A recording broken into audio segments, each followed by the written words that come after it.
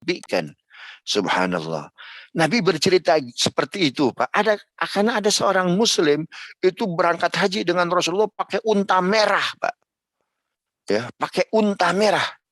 Unta merah ini sekarang ini harganya harga Bentley, Pak. Bapak tahu harga Bentley? Berapa harga Bentley itu, Pak? Sepatu Bentley, mobil Bentley. 8 miliar. 8 miliar itu harga Bentley, subhanallah. Saya tanya sekarang, ada nggak orang itu kurban 8 miliar, Pak? Nggak ada. Jarang. Subhanallah. Ya, kenapa Rasul menyinggung, Pak? Ada sahabat Nabi, ya. Ada, bukan jangan sahabatnya. Ada Muslim tuh, Pak, itu ya. Itu dia pakai unta yang paling megah, yang dia sembelih itu kambing paling kecil tuh, Pak. Menurut riwayat, inilah salah satu riwayat, walaupun ada riwayat yang lain yang lebih sahih, tapi ini bukan berarti dhaif. Bapak masih ingat, Ibu masih ingat hadis Nabi, man wajada sa'atan fir rizki falam yudhahi fala yuqarribanna musallana. Barang siapa punya keluasan rezeki tetapi tidak mau berkurban, jangan pernah dekati tempat sholat kami. Menurut satu riwayat seperti Imam Husain Az-Zahabi mengatakan bahwa hadis ini untuk sahabat yang tadi itu pakai unta Bentley, unta merah yang paling bagus, tapi kurbannya kambing kacang. Subhanallah. Begitu tuh ya. Nah, lalu ditegurlah oleh Allah dengan turunnya surat Ali Imran ayat berapa? Ayat 92. Lan tanalul birra hatta tunfiqu mimma tuhibbun. Subhanallah. Nah, karena itu kan hewan kurban yang kita sembelih, Bapak Ibu yang dimuliakan Allah, maksimum kita mengkonsumsi hanya berapa bagian? Tiga, Sepertiga, 2/3 berikan. Dan itulah sunnahnya, hikmahnya kenapa yang diberikan bukan masak tapi mentah, Pak. Sebenarnya karena siapa tahu mau dia jual, boleh nggak? Boleh nggak? Boleh, Ustaz. Boleh. Beda dengan akikah. Kalau akikah kita bagikan dalam kondisi apa? Masak, mateng. Tapi hewan kurban sunnahnya dibagikan apa? Mentah. Karena siapa tahu dia sudah punya, nah dia perlu untuk beli obat, jual tuh, Pak tuh. Ustadz kalau gitu kenapa nggak langsung ngasih duit aja? Perintah Qur'annya harus lewat hewan dulu. Mana dalilnya? Tambahkan lagi 36 surat Al-Hajj. Wal budna ja'alnaha lakum min syairillah lakum fiha khair fadhkuru ismallahi 'alaiha shawafa fa idza wajabat junubuha fakulu min wat'amul qani'a wal mu'tar. Kemudian apa lagi? La yanalallaha luhumuha wa la dima'uha ayat 35 36. La yanalallaha luhumuha wa la dima'uha walakin yanaluhu taqwa minkum. Tuh lihat, kata Imam Hanafi, la yanalallaha luhumuha, Allah enggak perlu dagingnya, Allah enggak perlu darahnya. Yang Allah perlukan apa? Ketakwaan kalian. Disebut darah, disebut daging, berarti memang proses kita sedekah kepada orang lain harus apa itu? Harus apa itu kira-kira? Melalui hewan, disembelih dulu hewannya, wanhar. Itu sebabnya kenapa Idul Kurban ini ada 3 istilah. Ada al-kurban, ada al-udhiyah, ada an-nahr, Pak. Ya, ada an-nahr. Kata kurban, coba lihat surat Al-Maidah ayat 27, ketika Qabil dan Habil berseteru ingin menikahi Iklimah yang paling cantik. Nggak bisa, kata siapa ini? Kata Adam, yang berhak untuk menikah dengan Iklimah putriku paling cantik harus yang apa ini? Yang selang-seling. Yang selang-seling. Qabil itu kan apa itu? Seletingnya Iklimah.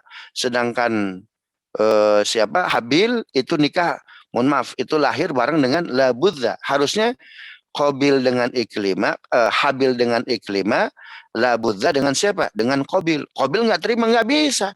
Ini saudari saya ini, saudari saudari kembar saya, nggak bisa sama Habil. Ya sudah, kalau gitu kalian berkurban. Siapa yang kurbannya diterima oleh Allah melalui dimakan oleh burung, maka dia berhak menikah dengan putriku paling cantik, paling soleha, Iklimah. Apa ayatnya? Watslu alaihim, ayat 27 surat Al-Maidah. Watslu alaihim naba abnai Adam bil haqq idh qarraba qurbanan fatuqbila min ahadihima wa lam yutaqabbal min al-akhar. Qala tulanna qala inna ma yataqabbalu minal muttaqin. Ya, dan bacalah kisah dua anak Adam alaihissalam dengan benar ketika keduanya berkurban. Tuh lihat, qurba kurbanan. Qabil dia berkurbannya dengan apa? Wah, masa saya sudah nanam buah-buahan, sayur-sayuran, masa harus saya serahkan? Subhanallah. Kemudian Habil dia seorang petani, dia seorang peternak. Maka kambing domba yang bagus-bagus, yang sehat-sehat, dia persembahkan. Akhirnya Allah memilih mana? Memilih Habil. Coba lihat. Di sini yang Allah terima sayuran atau ternakan, Bapak Ibu? Ternakan, Ustaz. Ternak, tuh lihat. Di sini menggunakan kata apa? Kata kurban. Jadi kata kurban itu adalah sebuah sikap ingin memberikan yang terbaik kepada Allah Subhanahu wa taala. Makanya kurban itu menggunakan kata qarraba yuqarribu ya.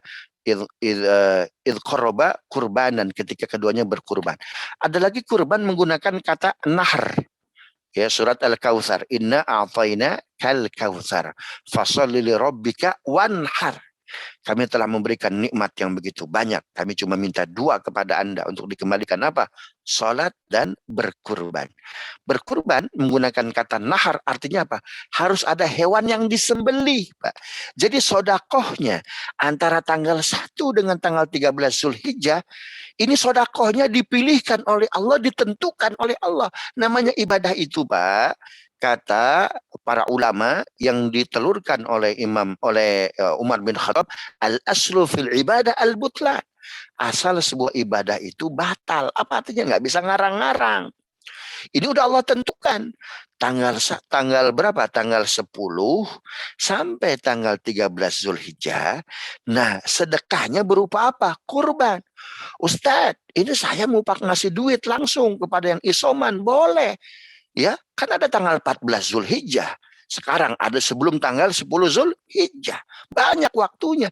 Ini Allah cuma minta.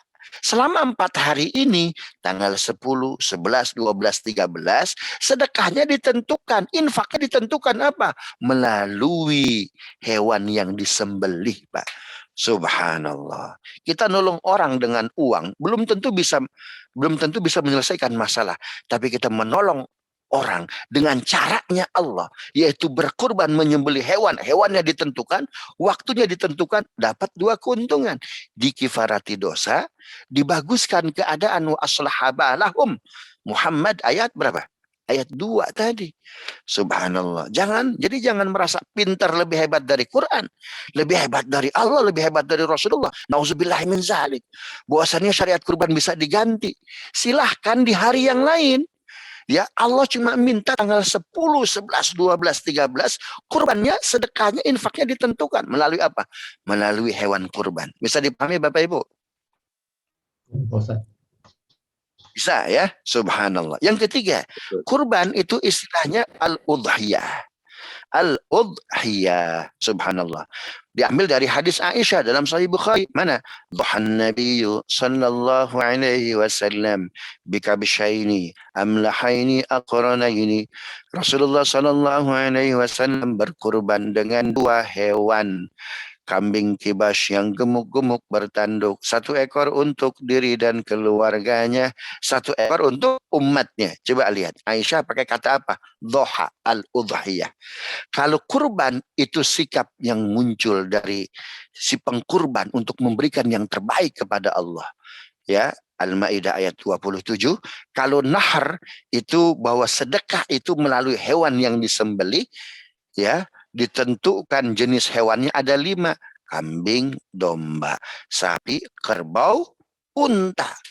Walaupun Kang Asep itu juragan bebek, Ustadz boleh nggak saya kurban 40 ekor bebek? Ya, untuk berkurban tahun ini, itu termasuk udhiyah tidak? Termasuk nahar tidak? Bukan. Tidak, Ustaz. Tidak, Bukan. Kenapa? Karena itu nahar, ditentukan jenis hewannya. Yang kedua namanya al-udhiyah. Itu waktu penyembelihan. Ya, waktunya pagi hari, siang hari, malam hari. Yang penting masuk dalam hari keberapa?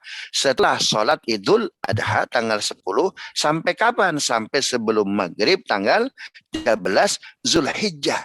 Nah, 3 istilah ini menunjukkan apa? Menunjukkan sikap, menunjukkan jenis hewan, menunjukkan waktu, bahwa ibadah itu ditentukan waktunya, ditentukan jenisnya. Subhanallah. Dan dikasih tahu sikap seperti apa yang harus muncul. Allah minta 4 hari ini 10, 11, 12, 13. Kalian kalau mau infak, kalian kalau mau sedekah. Nih, ini jenisnya. Ada hewan-hewan yang disembelih, waktunya 4 hari. Dipahami Bapak Ibu? Ya, Pak Ustaz. Subhanallah. Ini yang bisa saya sampaikan. Selebihnya kita tanya jawab yang saya. Allah a'lam bishawab. Ini takut keburu habis ini baterainya ini. Baik Pak Ustaz.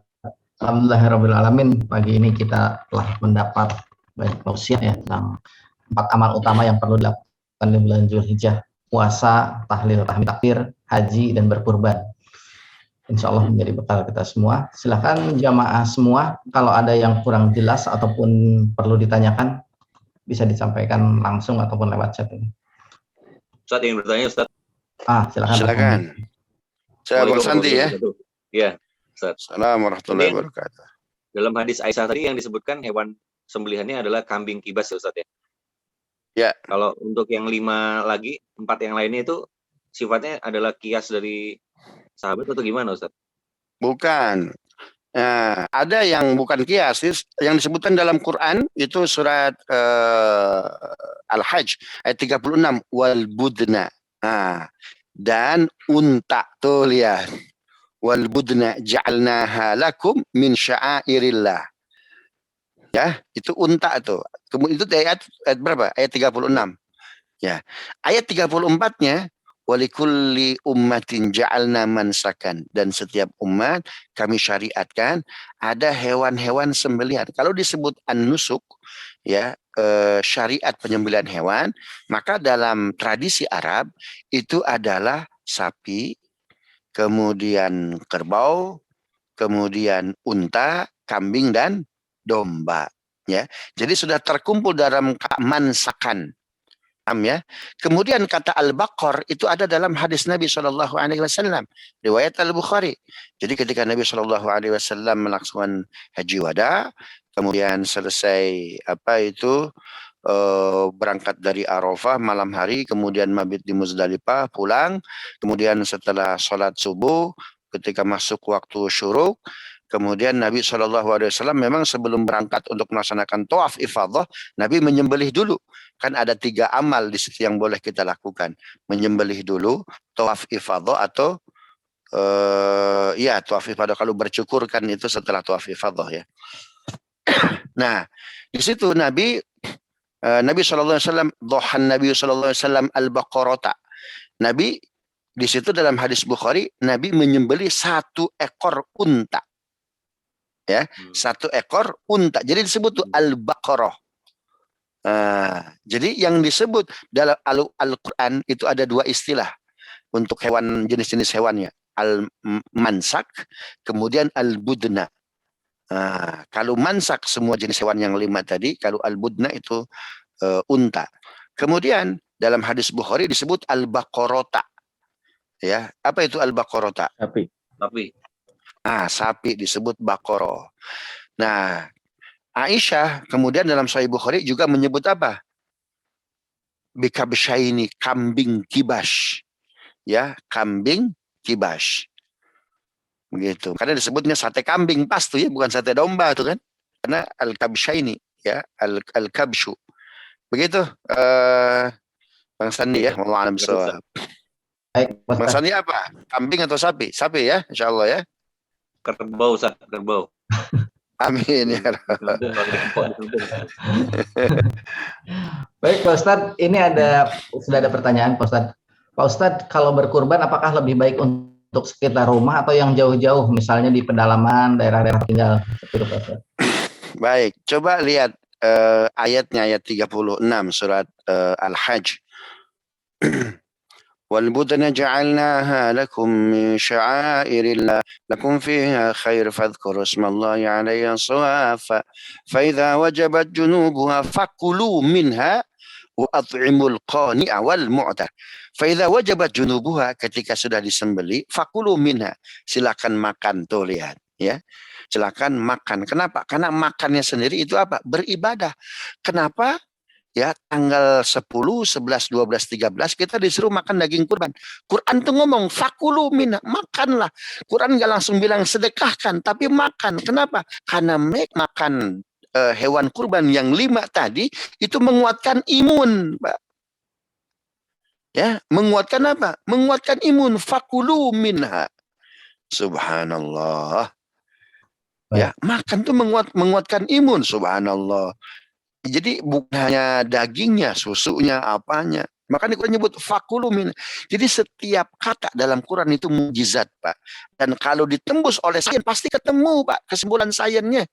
Subhanallah. Fakulu mina, makanlah. Cuma dihantam oleh senok. Jangan makan daging kambing. Nanti apa? Kolesterol. Kolesterol, darah tinggi. Dihantam tuh oleh senok tuh.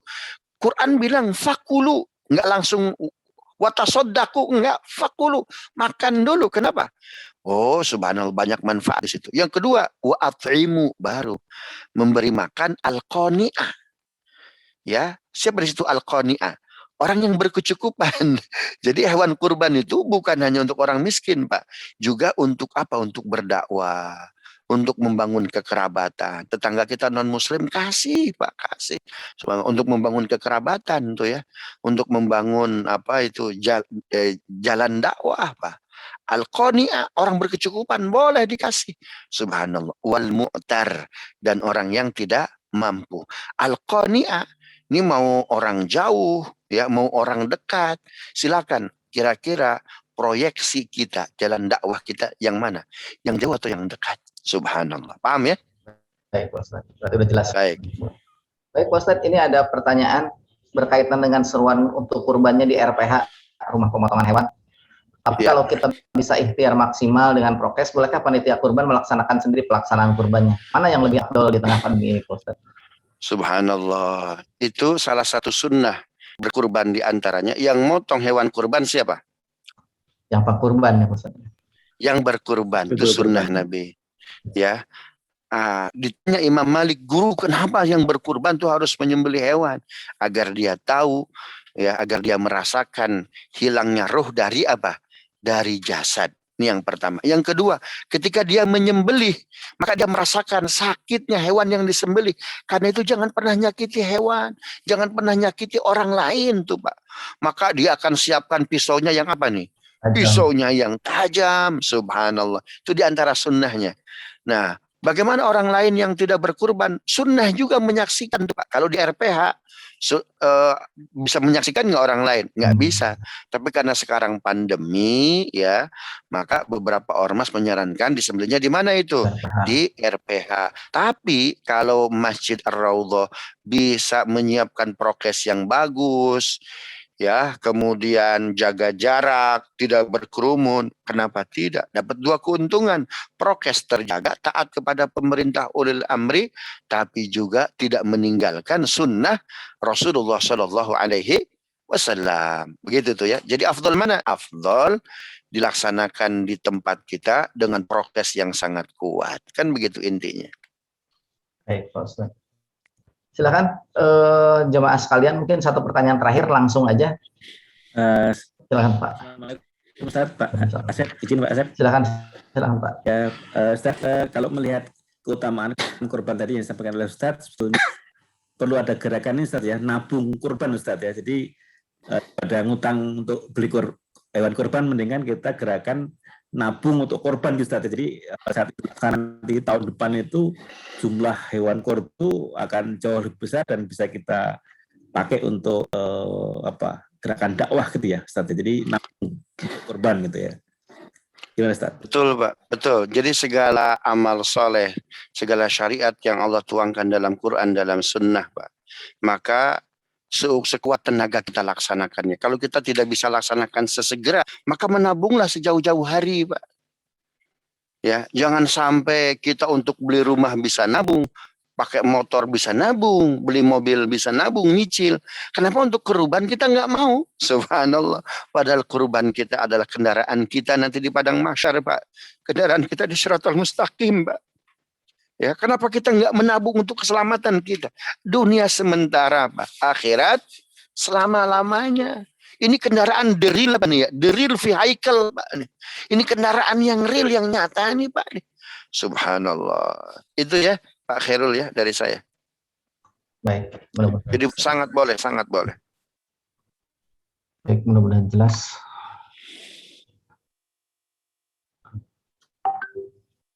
Oh, tadi udah di ini ada pertanyaan terakhir untuk konversi kurban dengan bantu warga yang lagi isoman, Abdolan mana yang saat ini Pak Ustadz yang tadi udah di Mana yang lebih afdol, berkurban juga, sedekah juga. Tapi di tanggal 10, 11, 12, 13 lebih afdol berkurban. Kan kita bisa memberi makan dengan daging kurban. Ya, bisa memberi sedekah dengan daging kurban. Nah, di tanggal 14, 15, apalagi sekarang PPKM darurat diperpanjang kan sampai akhir mana? Sampai akhir Juli itu, Pak tuh. Maka silakan sedekah. Waktunya panjang sedekah itu. Tapi kurban waktunya dibatasi, Pak. Sayang, syariat Allah yang sudah ditentukan, Pak, enggak kita manfaatkan. Karena waktunya 4 hari, Pak, cuma sebentar ini. Maka dahulukan pilihan sedekah yang sudah Allah tentukan jenisnya. Apa itu?